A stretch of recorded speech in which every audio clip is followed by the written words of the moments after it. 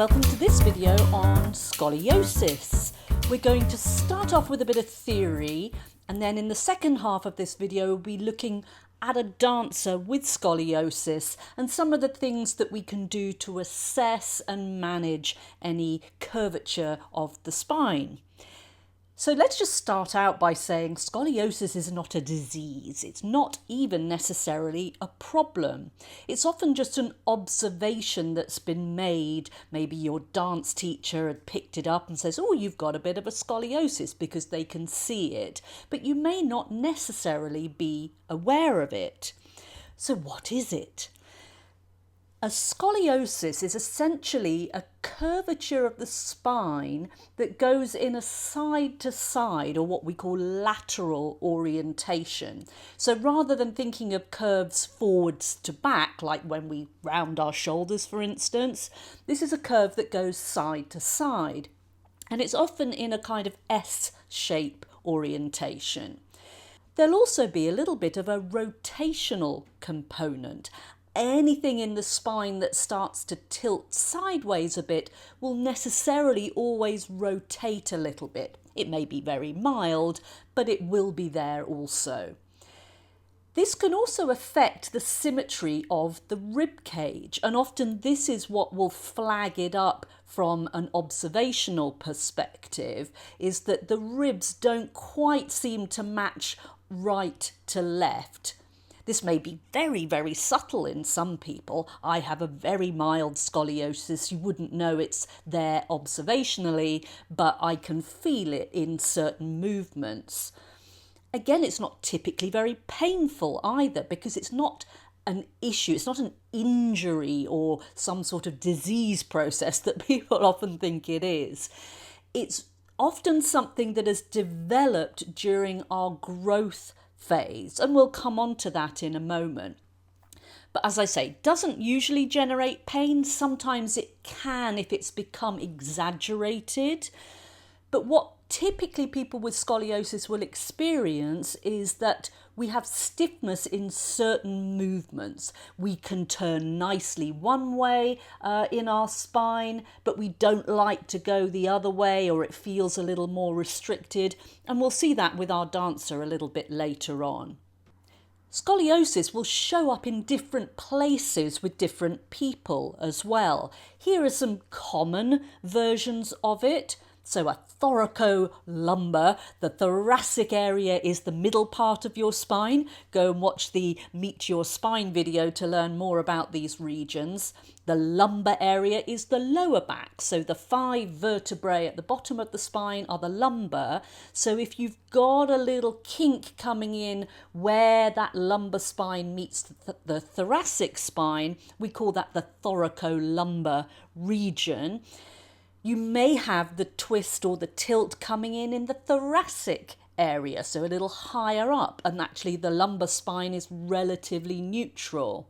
It may express just in that lumbar area, and the thoracic spine is relatively neutral. For some people, it'll be a double expression, so you've got a kink going one way in the lumbar spine and then correcting back in the thoracic spine. Because this is a correctional issue. The body is trying to bring itself into balance. And if there's something that's disrupting that balance, some sort of asymmetry lower down, then the spine will be correcting itself so that it brings your head back over your centre. Otherwise, we'd be falling over all the time. Now, we tend to categorise scoliosis in 2 different buckets. We have the functional and the structural versions. Functional is something that happens because of some sort of postural habit that you may have. Say if you like to lean into one hip, which creates a little bit of a wiggle through the spine. You might be someone that sits at your desk, at your computer, with one leg crossed over the other, and you always have your favourite leg. It's always your right over your left, or your left over your right. And if you do that, again, you tilt and collapse into one side of your spine. Anything that you do habitually will get taken up by the soft tissues in the body, the muscles and the fascia, the connective tissue. And over time, those tissues will actually shorten into that orientation. So if you've always sat with one leg crossed over the other and tilted, say, into your left side, over time, when you stand up, you're not going to fully correct back to neutral from that. You're going to be pulled into that shape. However, because that shape is simply being maintained by the soft tissues, it's something that we can deal with. We can actually use some hands-on techniques and stretching techniques to resolve the shortening of those tissues and actually bring that spine back into neutral. For the structural version, this is something that is born out of your skeletal anatomy, the way you have developed through your growing years. Now, our bodies look relatively symmetrical, but they're not really. And some people might have something like a leg length discrepancy, which we'll come on to in a moment, that sets that spine off at a little bit of an angle, and then the body is going to correct to bring your head back over your centre so that you're in balance. And this little deviation in the spine will be part of that correctional pattern. This is baked into the cake of your anatomy and doesn't change necessarily over time. The way we can differentiate this, and I'll show you this with our dancer later on, is that when you bend forwards, if it is a functional scoliosis maintained by the soft tissues, as you roll forwards, the spine will come back into that neutral alignment because we take the soft tissues out of the equation by rolling forwards, and therefore the pattern resolves. If it's something that's structural and baked into the skeletal arrangement, as you roll forwards, you'll still see that scoliosis, and often one side of the rib cage will remain prominent, and we call this the rib hump test. But we'll see that later on with our dancer. What are some of the causes of this? So as I already mentioned, a leg length discrepancy. Our legs look relatively the same, but often we can have subtle differences. I have a ½ inch difference in the length of my two legs.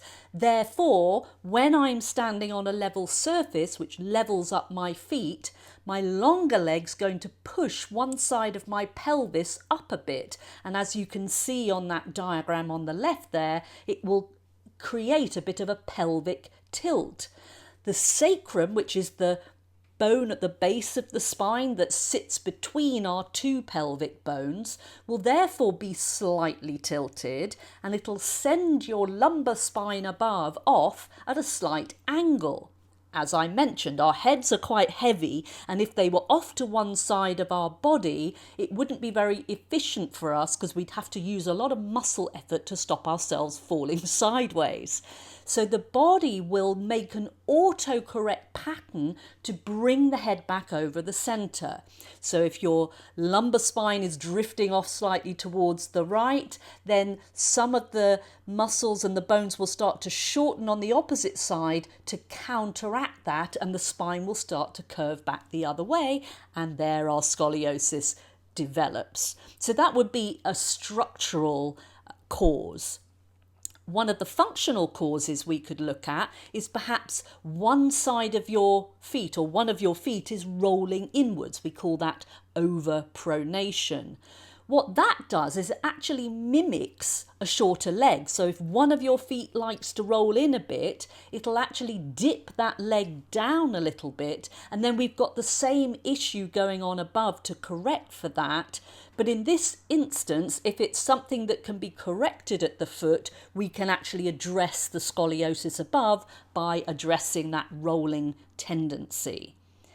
It may be that you have a pelvic asymmetry. Our right and left pelvic bones, they're separate things. One can rotate slightly forwards or be tilted or a little bit lower than the other. That may be to do with a leg length, or it may be just a local problem in the pelvic area.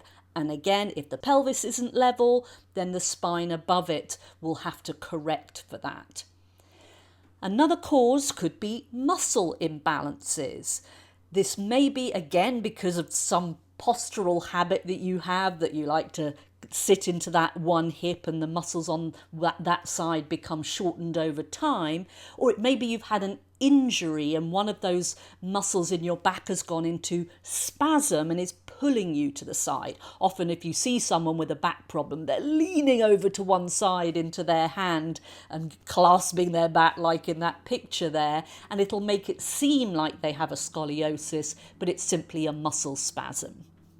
So which of the muscles are involved in this? Now there are many muscles. All the spinal muscles, the rib muscles will be involved in a scoliotic pattern, but I've pulled out a couple here that can be quite relevant for us, and particularly if we have a functional scoliosis, something that's just coming from some sort of postural choice we're making rather than it being in our structure, then we can target these muscles for stretching in order to help address the issue. So the psoas muscle, the full term is the iliopsoas muscle. This muscle, or the two of them, because we have a right and a left one, they connect into the lumbar vertebrae. So our 5 lower back vertebrae all have attachments from the psoas muscle into them. They also cross the pelvic area and are involved in the anterior and posterior pelvic tilt mechanism, as well as being the muscles that help us with forward bending and flexing the hip. Go and watch the hip joint and spine videos for more on the anatomy of these muscles. But with our psoas muscles, if, for instance, we've got that leg length discrepancy, a pelvic tilt on one side, it may be due to the fact that one of our psoas muscles has become short and tight. And you can imagine if they're attaching into the spine, if they're short and tight, they're going to cause a little more lean towards that side. Similarly with the quadratus lumborum muscle, this is the muscle at the back of the body, so this image is back view of the body, but they sit very close to those psoas muscles. This muscle attaches from the lower rib on each side down to the pelvic bones, but again attaches into each of those lumbar vertebrae. Its job, when one of them contracts, we bend towards that side. So you can imagine that if one of these muscles has become short and tight, either through postural choice or perhaps an injury, then it will pull us into a side bending position. If you have any lower back issues, it's often the QL muscle, that's short for quadratus lumborum, that goes into spasm. So it's a protective mechanism, but if one side spasms, it's going to tilt you that way and it'll give you a temporary scoliosis. But address these muscles, stretch them out, bring them into balance, and you can redress any tendency to tilt one way or the other. Even if you've got a structural scoliosis, sometimes the muscles around that can become more exaggerated in their pattern and can make the scoliosis seem more extreme. So if you address the muscles and bring them into balance, you can soften that scoliosis and bring it to a more neutral position.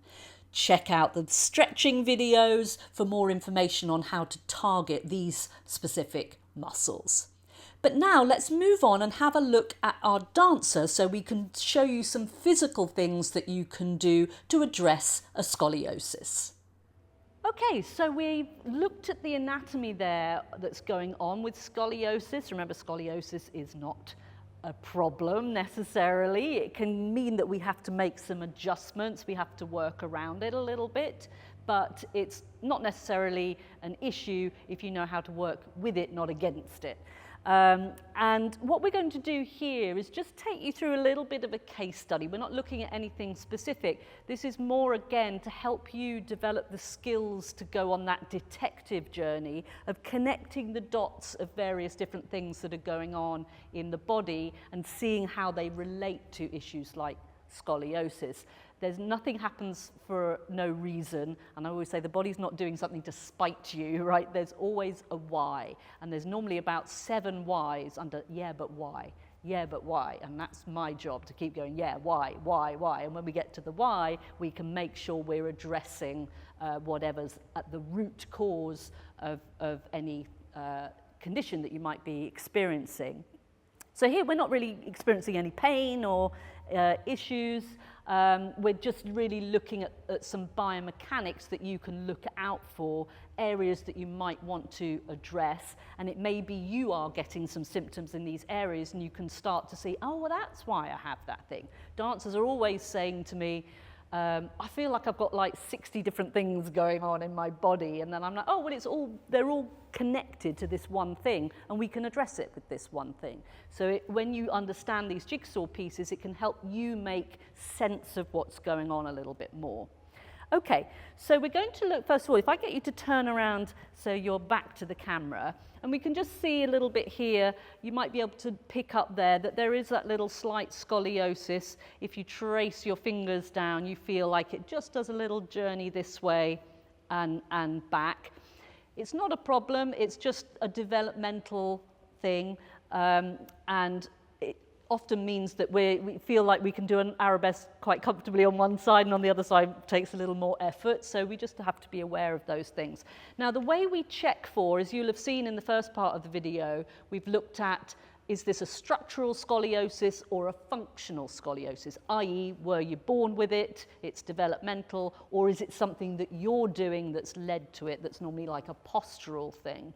And the way to differentiate is something called the rib hump test. So what I'm going to get Mandy to do is, if you just tuck your chin to your chest and you're going to roll forwards, you don't actually have to go all the way down.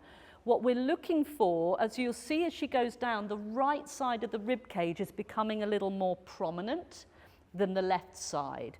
So that's a sign that this is a structural scoliosis, and you can come back up again, because the ribs don't change as she goes forward. In fact, the pattern becomes more obvious.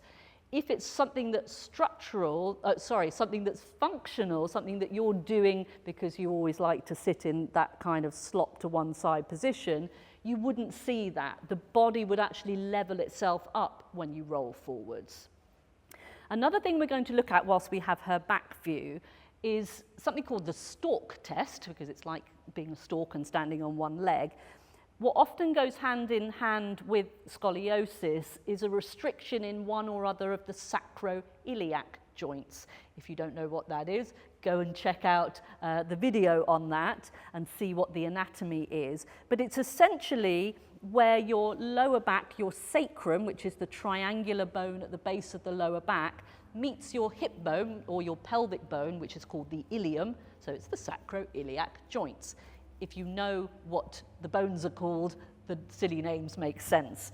Okay, so we want to see if we've got good motion. Now, the motion at the SI joints, we shorten it to SI joints, is really minimal. It's very, very subtle. So I'm looking for a very subtle motion here. And I'm going to try and do this by staying out of the way of the camera. Normally, I'd stand directly behind her. But what we would do is I would put one thumb on her sacrum, on that bone at the base of the spine, and the other one on the back of that ilium, the hip or pelvic bone. And then I'm going to ask you just to bring this left leg up into a parallel retire. And I'm looking to see if that ilium moves backwards on the sacrum. Come back down again.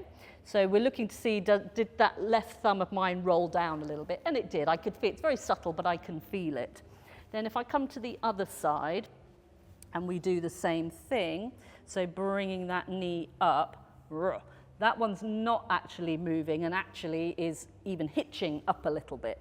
So that's quite typical with someone with scoliosis, because typically it goes hand in hand with a leg length discrepancy. If you turn around to face the front now, so our legs are not the same length. Everybody's legs are just slightly different, but some are more exaggerated than others. And if you've got a longer leg, when you're standing on a flat surface, the longer leg is kind of getting pushed up a little bit more. And the body always wants to try and correct so that we see a level eye line, okay? So if our eyes are level, we can judge distances. It's actually a kind of a safety mechanism, a survival mechanism, so that we're not listing to one side. So the body will try and correct for things. If you've got a longer leg there, typically it would send you into this sort of position. So what the body's going to try and do is level that up. And if we look a little bit lower down her legs here, it's again very subtle, it's nothing massively exaggerated here, but we can just see a little bit of this tendency for the legs to want to roll in a little bit.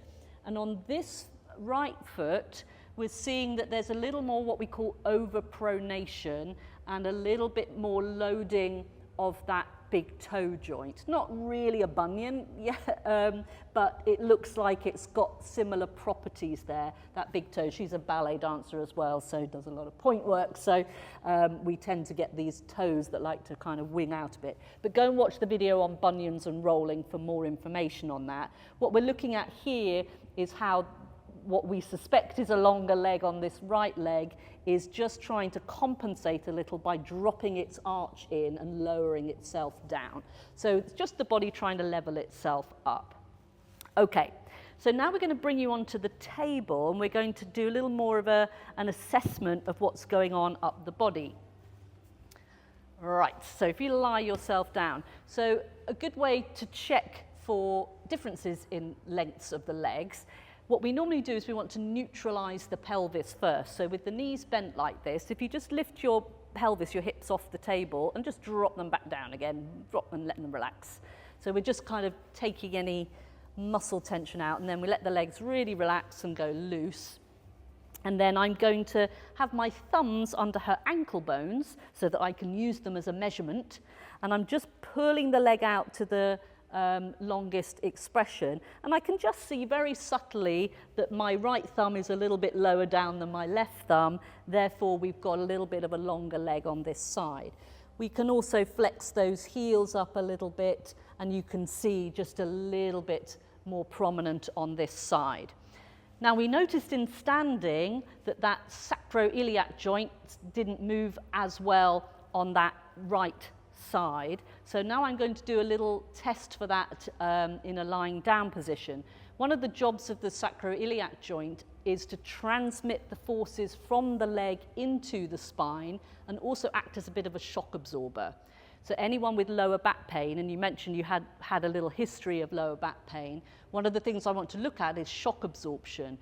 Is that lower back just getting whacked all the time? The forces should dissipate through the whole body. When your right leg lands on the floor, we're a bit like an X. So as the forces travel through, they actually kind of go out the opposite shoulder and vice versa.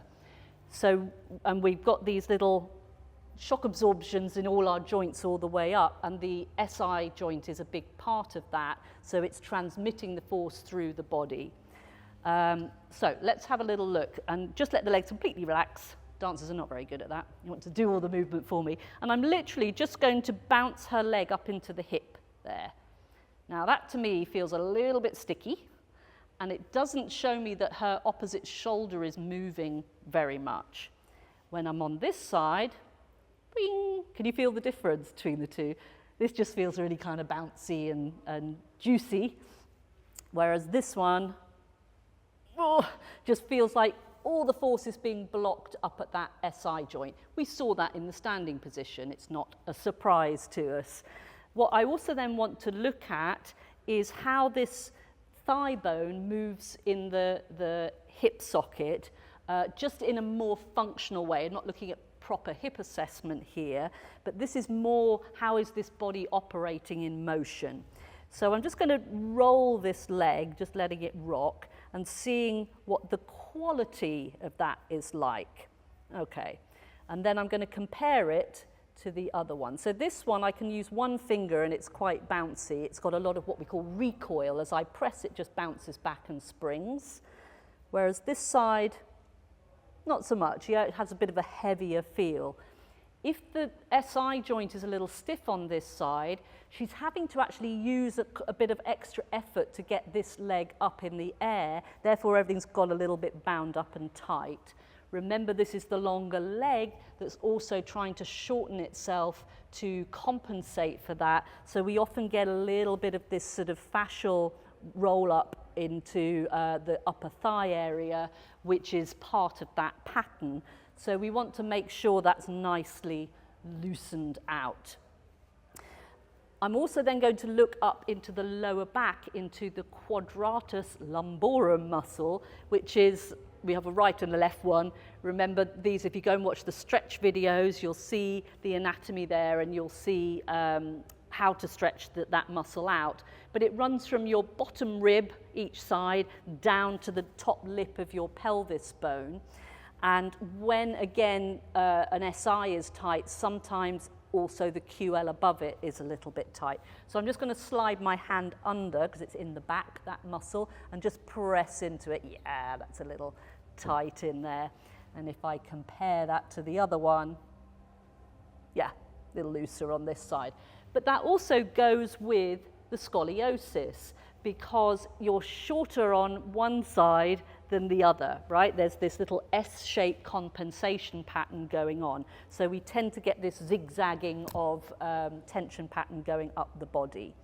Okay, so those are things, we're not going to address those today, but again, these are your jigsaw pieces. Have a little look at what's going on up this chain, and then make sure you're doing things to remedy these patterns all the way up.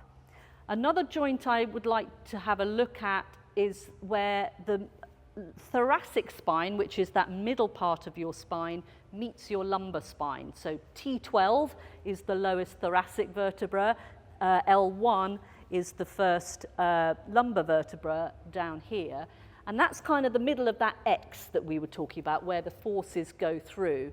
So I want to make sure that there's some compliance there too. So I'm sliding my hand under until I hit that joint there, and then I can use her leg to just roll and see how mobile. That's actually not too bad. That's rolling quite nicely there, so I don't have any concerns about that.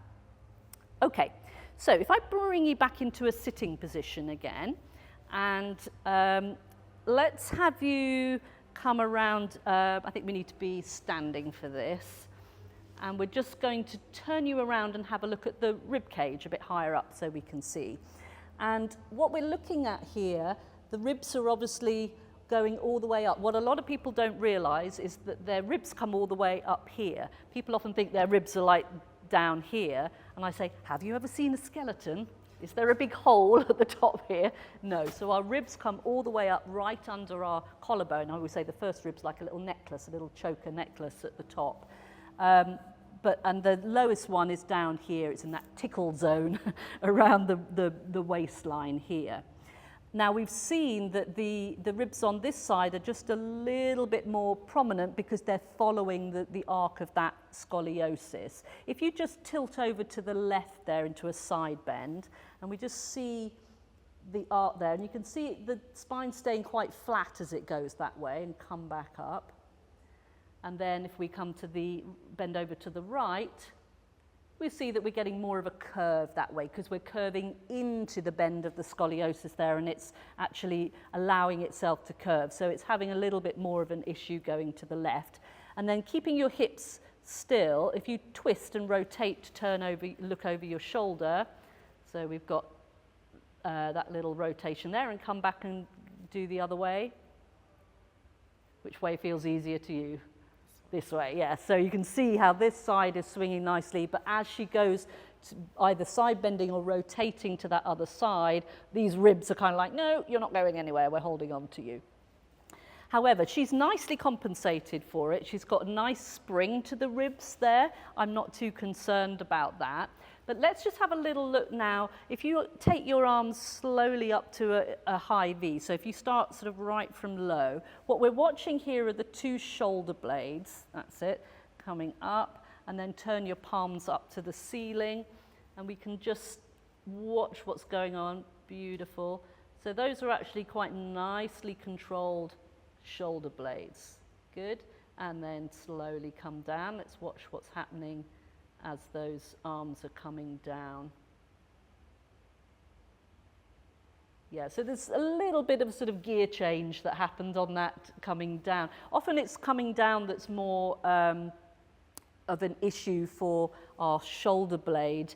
And because the ribs here are a little bit more prominent, a little bit more rounded, that shoulder blade's having to sort of come around and over those ribs, and it's just having to make a few adjustments. And I can feel that the trapezius muscles up here are a little bit busy as a result, trying to sort of operate that shoulder blade. So a good image to use, and this is for everyone, whether you have a scoliosis or not, is if the shoulder blades are a little triangle shape, right? They have a point at the bottom of them. And a lot of people are sort of using their arms just from here. I want you to imagine that those 2 points of the triangle meet right down at that sacrum, which is also a triangle. So the point at the bottom of your sacrum is the beginning of your arm, okay? So they're not just cranking up in space up here. So what we want to do is activate the lovely big back muscles, and in particular the latissimus dorsi muscle, that is the big V-shaped muscle in the back, so that our arms are supported from right down in the body, and they're not just like appendages that are stuck on at the end. So this time, when you take those arms up, I want the first movement to be connecting that V down to the bottom, so really connecting that in, and then almost feel like the arms go down first, so dig them down into, yes, see how all that spinal muscles are beautifully activated now. Lovely, yes. All the way up. And then coming down, we're going to control from this lower area. Beautiful, and we didn't get the clunk. Did you feel that? Yeah, so it was a much smoother ride because we've created a foundation to work from. We're not allowing that shoulder blade to just be floating in space and kind of moving around whilst it's trying to stabilize. So that's a really important thing, and it also makes the arm lines look way more beautiful. If you turn around to face the front again, and just take those arms up and don't do what I just said. Do a kind of, I'm lifting from my shoulders. Yeah, so it just looks a little bit like the arms are an afterthought. Now, if we think of just not that connection of the V at the back, but imagine you've got a similar V at the front. So the arms are initiating front and back. They're 3D part of that whole organized structure, and they go down first. So rather than lifting this way, good old ballet motion, I'm messing with your patterns here to stop you falling into old habits. So almost feel like they root down into the floor. Yes, beautiful. Yeah, and now this neckline is much softer, much more open. Yeah, again, I say it over and over. How little do we actually have to do to get the job done? We don't need to add in all this extra effort. It's drawing from our own battery life, it's creating tension, and it's not actually looking as artistic and as expressive as it can do. So really, really anchoring those arms right down into the body, and just being mindful of any of the little patterns we've got going on below. Know they're there, then you can work with them rather than fight them. Okay, hope that was helpful.